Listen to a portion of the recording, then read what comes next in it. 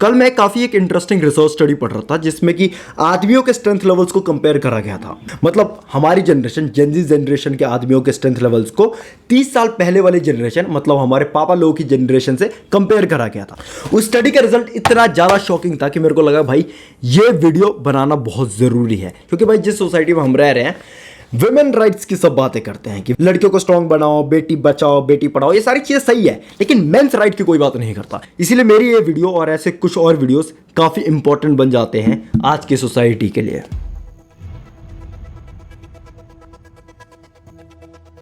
पहले स्टडी के लिए 1800 लिफ्टर्स को चूज करा गया जिनकी एज 18 से 29 साल के बीच थी। स्ट्रेंथ चेक करने के लिए 3 पैरामीटर्स को कंसीडर करा गया: squat, bench press and grip strength. And grip strength in particular एक ऐसा मार्कर है जो कि आदमियों के हेल्थ के बारे में बहुत कुछ बताता है, स्पेसिफिकली मोर्टेलिटी रेट के बारे में। स्टडीज के हिसाब से जिस आदमी का ग्रिप स्ट्रेंथ जितना ज्यादा स्ट्रांग होता है वो ऑन एन एवरेज ज्यादा लंबी जिंदगी जीता है। इस एक्सपेरिमेंट के बाद रिजल्ट्स कुछ ऐसे थे। 90s में एक एवरेज मेल की बेंच प्रेस स्ट्रेंथ 108 केजी हुआ करती थी जो कि घट के 85 किलो हो चुकी है।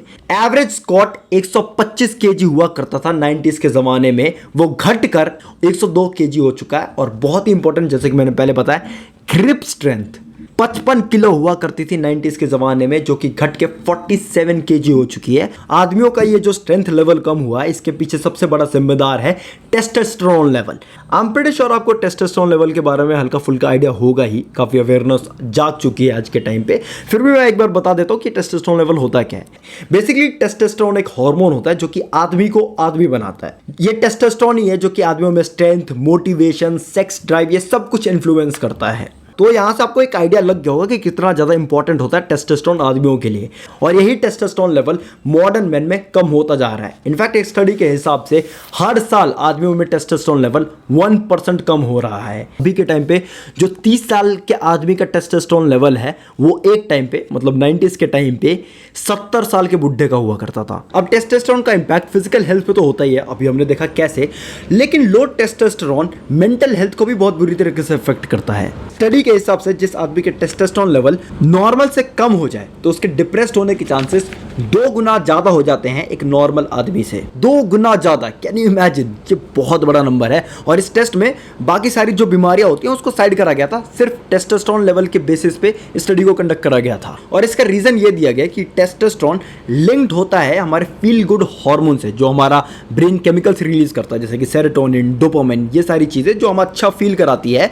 वो जैसे ही टेस्टोस्टेरोन कम होता है ब्रेन ये सारे केमिकल्स रिलीज करना भी कम कर देती है। मतलब लो टेस्टोस्टेरोन से मोटिवेशन, ड्राइव, कॉन्फिडेंस, ये सारी चीजें कम हो जाती हैं और स्ट्रेस और एंजाइटी जैसी चीजें बढ़ जाती हैं। और यहाँ पर एक विशियस साइकिल क्रिएट हो जाती है जिससे बाहर निकलना काफी मुश्किल हो जाता है। मतलब अगर आपका टेस्टोस्टेरोन लेवल कम होगा तो स्ट्रेस, एंजाइटी, ये सारी चीजें बढ़ेंगी। अगर ये सारी चीजें बढ़ेंगी तो आप वो सारी चीजें नहीं कर पाओगे जो आपको नेचुरली बहुत ज्यादा एनर्जी देती है।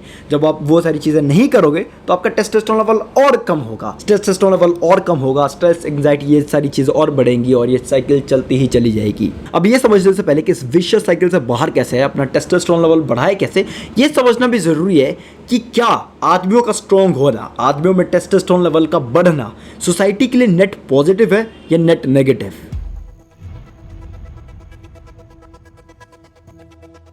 फेमिनिस्ट के हिसाब से आदमी का आदमी होना, आदमियों का स्ट्रांग होना टॉक्सिक मैस्कुलिनिटी के कैटेगरी में आता है। तो एक बार समझ ही लेते हैं कि ये सो कॉल्ड टॉक्सिक मैस्कुलिनिटी, आदमियों का आदमी बनना, कितना जरूरी है सोसाइटी के लिए। समाज में काफी बड़ा एक मिथ है जिसको क्लियर आउट करना बड़ा जरूरी है।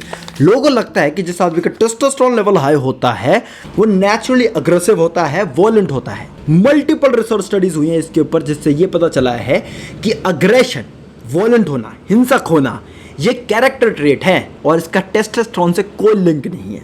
और इस चीज को प्रूव करने के लिए हमें इतने सारे रिसर्च स्टडीज की भी जरूरत नहीं है, बस थोड़े से कॉमन सेंस की जरूरत है। आपने क्रिमिनल्स को देखे होंगे, भाई वो तो मारपीट करते हैं, उनका काम ही यही है। तो क्या ये सारे क्रिमिनल्स एकदम next level giga chad built होते हैं? उनको देख के लगता है ओ भाई साहब ये तो भाई टेस्ट बूस्टर्स ले रहा है। Of course not. खैर ये वियर्ड सब एग्जांपल हो गया, but you get the idea. ये एग्जांपल देने का आइडिया बस यही था कि ये हम एस्टैब्लिश कर पाए कि टेस्टोस्टेरोन अग्रेसिवनेस का दूर दूर तक कोई नाता नहीं है। इनफैक्ट ये मैं अपने पर्सनल एक्सपीरियंस से बोल सकता हूँ, ज्यादातर लोग जो स्ट्रांग होते हैं, जो कॉन्फिडेंट होते हैं, they have high testosterone level, they are amongst the nicest people they're well behave, they know their shit, they're goal driven. ऐसे लोग या फालतू का लड़ाई झगड़े अवॉइड ही करते हैं। इनफैक्ट मैं ये कहूंगा कि ज्यादातर जो कमजोर लोग होते हैं वो इन जनरल ज्यादा एग्रेसिव भी होते हैं, क्योंकि जब आपका टेस्टोस्टेरोन लेवल कम होता है आप सेल्फ कंट्रोल लूज करना शुरू कर देते हो, तभी ये सारे लोग क्रिमिनल एक्टिविटीज में एंगेज होते हैं। अब टेस्टोस्टेरोन आदमी का अग्रेशन तो नहीं बनाता, लेकिन आदमी को असर्टिव और स्टेटस ड्रिवन जरूर बना देता है, जिसका मतलब है कि कोई भी ऐसा काम जो समाज में एक आदमी का स्तर ऊपर करे, उसको करने के लिए आदमी मोटिवेटेड फील करता है। चाहे वो टाइटैनिक में आदमियों का लाइफ बोट औरतों को दे देना हो, या फिर भगत सिंह जैसे लोगों का 21 साल की उम्र में एक आइडिया के लिए अपनी जान दांव पे लगा देना हो, ये सारी चीजें कोई भी कमजोर आदमी नहीं कर पाएगा। ये ऐसे लोग ही जीते जीते या फिर मरने के बाद समाज का स्तर बढ़ा देते हैं। This whole society was built on the back of some strong man who were ready to die for their nation। और अगर आदमी कमजोर हो जाते हैं तो ये सिर्फ इंडिविजुअल लेवल पे दिक्कत नहीं रह जाएगी, society as a whole weak हो जाएगी। अगर आदमी अपने आइडियाज, कल्चर, इन सारी चीजों को डिफेंड करने के लिए रेडी नहीं होंगे तो समाज का पूरा कॉन्सेप्ट ही हिल जाएगा। कोई भी रिस्क लेने के लिए रेडी नहीं होगा, लीडर्स हमारे पास नहीं बच जाएंगे। और अगर ऐसी चीजें हो गई तो समाज ग्रो नहीं कर पाएगा, ह्यूमैनिटी ग्रो नहीं कर पाएगी। रिसर्चेस ये प्रूव करती है कि यंग वीक मैन समाज के लिए सबसे ज्यादा डेंजरस होते हैं, क्योंकि ऐसे लोग अंदर से लो सेल्फ स्टीम और पावरलेस फील करते हैं। फिर एज अ कोपिंग मैकेनिज्म, खुद को पावरफुल दिखाने के लिए ऐसे लोग डिस्ट्रक्टिव और एंटी सोशल बिहेवियर में एंगेज करते हैं। सो लो टेस्टोस्टेरोन आदमियों का कमजोर होना सिर्फ इंडिविजुअल हेल्थ इश्यू नहीं है, इससे कहीं ज्यादा है। ये हमारे कल्चर को, हमारी इकोनॉमी को, क्योंकि जो कमजोर आदमी होता है वो इकोनॉमी में भी कंट्रीब्यूट नहीं कर पाता, इन सभी चीजों को शेप करती है।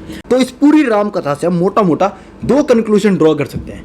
पहला कि टेस्टोस्टेरोन आदमी के लिए बहुत ज्यादा इंपॉर्टेंट है, और दूसरा यही टेस्टोस्टेरोन आदमी में लगातार कम होता जा रहा है। अब से बस 30-40 साल पहले जो आदमियों में टेस्टोस्टेरोन लेवल हुआ करता था, अब के आदमियों में वो 30 से 40% तक कम हो चुका है। And this is regardless of age group. हर एक एज ग्रुप में दिक्कत देखने को मिल रही है। इसके पीछे लाइफस्टाइल रीजंस है, बायोलॉजिकल रीजंस है, एनवायरमेंटल रीजंस है। कुछ ऐसे रीजंस है जिसके बारे में हम अभी एक्शंस ले सकते हैं, लेकिन कुछ ऐसे भी एक्शंस है जिनके बारे में हम ज्यादा कुछ कर नहीं सकते। सबके बारे में एक एक करके बात करते हैं।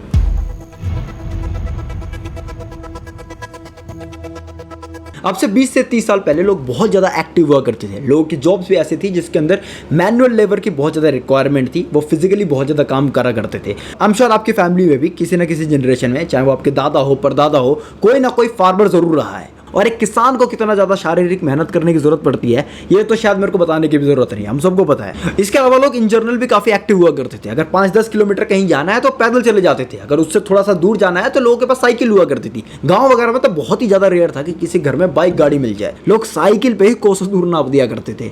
अब क्योंकि लोग इतने ज़्यादा फिजिकली एक्टिव हुआ करते थे तो मोटापे जैसी दिक्कतों का तो सवाल ही नहीं उठता। प्लस वो प्रॉपर ऑर्गेनिक खाना खाते थे, सनलाइट उन्हें भरपूर मात्रा में मिलती थी। ये सारी चीज़ें कॉन्ट्रीब्यूट करती थी उनके हाई टेस्टोस्टेरोन लेवल पे। लेकिन अब मॉडर्न टाइम में समय बदल चुका है, लोगों के तौर तरीके बदल चुके हैं। एक एवरेज आदमी के लाइफस्टाइल में फिजिकल एक्टिविटी ना के बराबर है। पहले के टाइम पे अगर आपको ग्रोसरीज वगैरह, जो भी सब्जी वगैरह है, अगर आपको लेनी है तो बाहर जाना पड़ता था, मार्केट चलाना पड़ता था। अब के टाइम पे न्यूमरस ग्रोसरी एप्स हैं, बस आपको एक क्लिक करना है, सारी ग्रोसरीज आपके डोर स्टेप पे अवेलेबल होगी। और अगर किसी कारणवश घर से बाहर भी निकलना पड़े तो तमाम सुविधाएं अवेलेबल है। घर से निकलते ही लिफ्ट है, लिफ्ट से नीचे जाओ, नीचे जाते ही गाड़ी में बैठो, गाड़ी से बैठ के जहाँ जाना है चले जाओ। Physical effort is basically zero है यार। एक और चीज़ जो बहुत ज़्यादा इंपॉर्टेंट है टेस्टोस्टेरोन लेवल को नेचुरली बूस्ट करने के लिए, वो है सनलाइट। लेकिन आज के टाइम पे बेयरली कोई ऐसा होगा जिसको भरपूर मात्रा में सनलाइट मिल रही है। इनफैक्ट मैं ये शर्त लगा के कह सकता हूँ कि ज़्यादातर लोग जो ये वीडियो देख रहे हैं, जाके एक बार टेस्ट करा लो, आपके अंदर विटामिन डी की कमी हो, जो कि आसानी से पूरी हो सकती है अगर आप अर्ली मॉर्निंग 30 से 40 मिनट सन एक्सपोजर ले लो। लेकिन अब के टाइम पे लोग इतने ज़्यादा कंफर्टेबल हो चुके हैं कि लोग ये भी नहीं करेंगे। अब ज़्यादातर लोगों की सिटिंग जॉब होती है, वो एक जगह पे 6-6, 7-7 घंटे बैठे रहते हैं, दिन में कोई एक्सरसाइज नहीं करते, जिसकी वजह से अब के टाइम पे ओबेसिटी एक बहुत बड़ी प्रॉब्लम बन चुकी है। और ओबेसिटी, मोटापा, टेस्टोस्टेरोन का दुश्मन है। स्पेशली जो फैट बेली रीजन के अराउंड एक्यूमुलेट होता है, उसके अंदर एक अलग तरीके का एंजाइम होता है जिसको बोलते हैं एरोमेटेज। ये ऐसा एंजाइम है जो कि टेस्टोस्टेरोन को एस्ट्रोजन में कन्वर्ट करता है, जो कि एक फीमेल हार्मोन है। अगर किसी मर्द के अंदर बहुत ज़्यादा एस्ट्रोजन हो जाए तो वो फीमेल कैरेक्टरिस्टिक्स डेवलप करने लगेगा। इसी वजह से आपने देखा होगा कि जो मोटे लोग होते हैं उनके अंदर एक और बहुत कॉमन प्रॉब्लम पाई जाती है, वो है गाइनोकेमेस्टिया। गाइनोकेमेस्टिया अगर आपको नहीं पता तो बेसिकली ये कंडीशन होता है जिसके अंदर एक आदमी ब्रेस्ट टिश्यूज डेवलप करना शुरू कर देता है, और ये चीज़ सैडली हमारे टाइम में काफ़ी ज़्यादा कॉमन हो रही है। अब हमारे यहाँ पर डाइट पे एक बहुत बड़ी प्रॉब्लम है जो कि टेस्टोस्टेरोन प्रोडक्शन को इम्पैक्ट करती है। हमारे सो कॉल्ड इंडियन डाइट के अंदर प्रोटीन की बहुत ज़्यादा कमी है, और प्रोटीन तो काफ़ी ज़्यादा इंपॉर्टेंट होता ही है टेस्टोस्टेरोन प्रोडक्शन के लिए। अब नॉर्मल एवरीडे डाइट हमारी खराब तो है ही, खराब भी नहीं यार, इनसफिशिएंट बोलूँगा, इतना सफिशिएंट नहीं है जितना हमें न्यूट्रिएंट चाहिए। लेकिन इसके साथ ही लोग नशे में बहुत ज़्यादा इन्वॉल्व हो रहे हैं आजकल। सिगरेट और अल्कोहल का कंजप्शन हमारे देश में बढ़ता ही जा रहा है, जिनका हमारे टेस्टोस्टेरोन लेवल के ऊपर बहुत नेगेटिव इंपैक्ट होता है। रिसर्च स्टडीज तो यहाँ तक ही कहती हैं कि शराब पीने के 30 मिनट के अंदर टेस्टोस्टेरोन लेवल ड्रॉप होना शुरू हो जाता है। खैर, इसमें कुछ ऐसी भी स्टडीज हैं जो कि कहती हैं कि मॉडरेट ड्रिंकिंग से अल्कोहल इतना ज़्यादा इंपैक्ट नहीं होता। लेकिन विद दैट बीइंग सेड, मुझे नहीं लगता there something called moderate drinking. मेरे हिसाब से अगर किसी ने ड्रिंकिंग शुरू कर दिया है, एक बार लत लग चुकी है, तो या तो वो कोल्ड टर्की जाके पूरी तरीके से छोड़ सकता है, नहीं तो भाई वो आदमी घुमा फिरा के हर वीकेंड ठेके पे ही मिलेगा। लेकिन अगर आप स्मोकिंग ड्रिंकिंग नहीं करते तो ऐसा नहीं है कि आप सेफ हो, कि आपकी डाइट परफेक्ट है, कोई दिक्कत की बात नहीं। बाहर से जंक फूड तो खाते ही होगे, पिज्जा, बर्गर, कोल्ड ड्रिंक, इन सब के अंदर भर भर के ट्रांस फैट और शुगर होता है, जो कि अगेन ओवरऑल हेल्थ के लिए और आदमियों के लिए स्पेसिफिकली टेस्टोस्टेरोन के लिए काफी खराब होता है। अगर आप खाने से पहले इंग्रेडिएंट लिस्ट चेक नहीं करते तो हम प्रीटी श्योर कि आप डेली कुछ ऐसी चीजें खाते हो जो कि आपको नहीं खानी चाहिए। मैं यहाँ पर एक लिस्ट डाल देता हूँ एवरीडे कंजप्शन वाली चीजें, जिसके अंदर high level of trans fat, refined carbs और शुगर होते हैं, जिनको आप अनजाने में हार्मलेस समझ के खा लेते हो। खैर, खाना वाना तो ऐसी चीजें हो गई जो आपके कंट्रोल में है, अगर आप चाहो तो इसको कंट्रोल कर सकते हो। लेकिन कुछ ऐसी भी चीजें हैं जो आपके कंट्रोल में बिल्कुल नहीं है, जैसे कि इन्वायरमेंट, और इन्वायरमेंट में भी कुछ ऐसी चीजें होती हैं जो कि आपके टी लेवल्स को बहुत बुरी तरीके से इंपैक्ट करती है। देखो, ये बात किसी से अब छुपी है नहीं, इंडिया में एयर पोल्यूशन एक बहुत बड़ी दिक्कत है, और इस पोल्यूशन की वजह से एयर के अंदर कुछ हैवी मेटल्स जैसे कि लेड, कैडमियम, हाइड्रोकार्बन्स, ये सारी चीजें होती हैं। जब इसको कोई इनहेल करता है तो ये सारे पोल्यूटेंट्स जो कि एयर के अंदर होते हैं लेडिंग सेल्स को डैमेज करता है। जैसे कि मैंने पहले बताया, लेडिंग सेल्स टेस्टिस के अंदर पाए जाते हैं और ये रिस्पॉन्सिबल होता है टेस्टोस्टेरोन प्रोडक्शन के लिए। और दिल्ली जैसे शहर में जहां पर मैं रहता हूं, यहाँ की एयर क्वालिटी WHO की जो रिकमेंडेड लिमिट है उससे 10-15 गुना ज़्यादा खराब है, जो कि एक डायरेक्ट थ्रेट बन जाता है मेल फर्टिलिटी को। और हवा के साथ पानी में भी, ग्राउंड वाटर जो होता है उसके अंदर भी कुछ केमिकल्स मिक्स हो जाते हैं और वो एंडोक्राइन डिसरप्टर्स की तरह काम करते हैं। एंडोक्राइन डिसरप्टर्स बेसिकली टेस्टोस्टेरोन को मिमिक करते हैं और टेस्टोस्टेरोन प्रोडक्शन पे इंपैक्ट डालते हैं। ज़्यादा टेक्निकल नहीं जाएंगे, बस ये समझ लो कि ये टेस्टोस्टेरोन के लिए अच्छा नहीं होता। इसके अलावा प्लास्टिक कंजप्शन में हमारे लिए एक बहुत बड़ी दिक्कत है। 5 नैनोमीटर से छोटे जो प्लास्टिक के पार्टिकल्स होते हैं, जिनको माइक्रो प्लास्टिक्स बोला जाता है, ये माइक्रो प्लास्टिक बेसिकली आपको हर जगह मिलेंगे। वो वाटर बॉटल हो, दूध की थैली हो, या फिर कोई टेट्रा पैक हो, आपको हर जगह माइक्रोप्लास्टिक्स देखने को मिल जाएंगे। इनसे पीछा छुड़ाना नेक्स्ट इम्पॉसिबल है। इन माइक्रोप्लास्टिक्स को जीनो एस्ट्रोजेंस बोला जाता है, क्योंकि ये बॉडी के अंदर फेक एस्ट्रोजेंस की तरह काम करते हैं, जो कि हार्मोन रिसेप्टर्स के साथ बाइंड होकर टेस्टोस्टेरोन के प्रोडक्शन को ब्लॉक कर देते हैं। इसके अलावा गर्मी, जो हीट होती है, वो भी बहुत बुरा इंपैक्ट डालती है टेस्टोस्टेरोन प्रोडक्शन में। हमारे टेस्टिस के ऑप्टिमल फंक्शन के लिए उसका टेम्परेचर हमारे बॉडी टेम्परेचर से 2 से 3 डिग्री कम होना चाहिए। अब के टाइम पे हीट की वजह से भी स्पर्म काउंट आदमियों में काफी लो हो चुका है। अब देखो, विस्तार से पूरी तबियत से हमने प्रॉब्लम्स को डिस्कस कर लिया, समझ लिया है। अब एक बार अपना नजरिया शिफ्ट करते हैं प्रॉब्लम से सॉल्यूशंस की तरफ। क्या वो चीजें हम कर सकते हैं अपने टेस्टोस्टेरोन लेवल को ऑप्टिमाइज करने के लिए?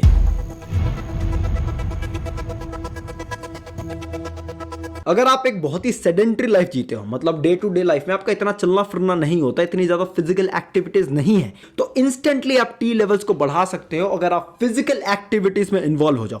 Running, cycling, swimming, lifting, doesn't matter आप कौन सी फिजिकल एक्टिविटी पिक कर रहे हो, you can pick your favourite sport.